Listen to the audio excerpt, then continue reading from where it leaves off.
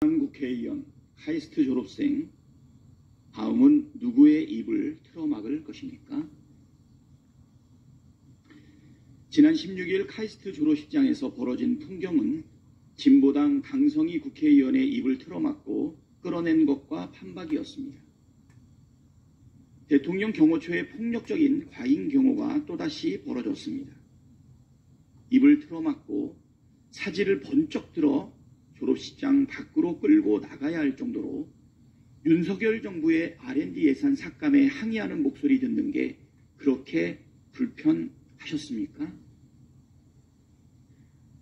대통령실은 과잉 경호를 넘어선 폭력에 대해 사과하기는커녕 정당한 조치였다고 주장했습니다. 한마디로 적반하장식 외변입니다. 졸업식장의 주인은 대통령이 아니라 졸업생입니다. 윤석열 대통령은 손님 자격으로 참석했지만 주인인 졸업생들을 내쫓았습니다. 손님이 자기 마음에 들지 않는다고 주인을 마음대로 내쫓고서 아무 문제가 없었다고 하면 아무 문제가 없는 것입니까? 김건희 고가 명품백 수수 사건을 설명하는 대통령실의 논리대로라면 주거 침입한 대통령이 주인 입을 틀어막고 사지를 들어 내쫓은 사건 아닙니까?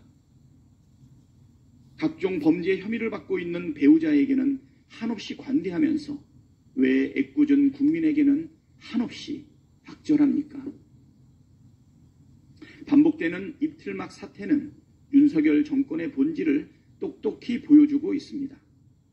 조금이라도 거슬리는 말을 하면 무조건 내쫓겠다는 독재자의 태도와 하나도 다를 게 없습니다.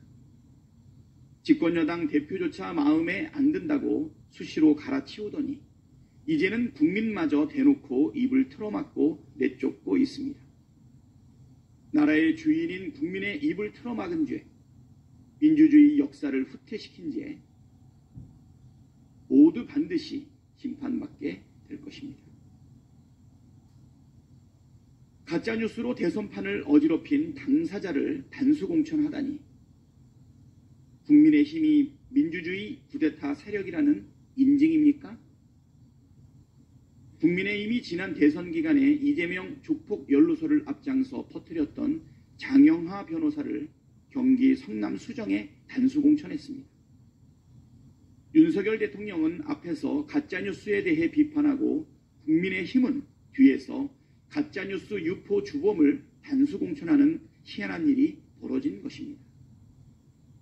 대선 기간 장영하는 조폭에게 건네받은 가짜 돈다발 사진을 근거로 이재명 후보가 조폭에게 돈을 받았다는 허위 사실을 주장했습니다. 심지어 국민의힘 김용판 의원은 국정감사장에서 그 가짜 돈다발 사진을 공개하며 똑같이 가짜뉴스를 퍼뜨렸습니다. 결국 가짜 돈다발 사진을 건넨 조폭 박철민은 지난해 징역 1년 6개월을 선고받았습니다. 조폭 연루설이라는 시대의 가짜뉴스 유포에 대해 검찰과 국민의힘은 한 통속처럼 움직였습니다. 검찰은 황당한 이유를 들어 장영하를 기소하지 않았고 국민의힘도 김용판 의원에 대해 아무런 징계를 내리지 않았습니다. 그러나 법원은 민주당이 낸 재정 신청을 받아들여 장영하를 재판에 넘겼습니다.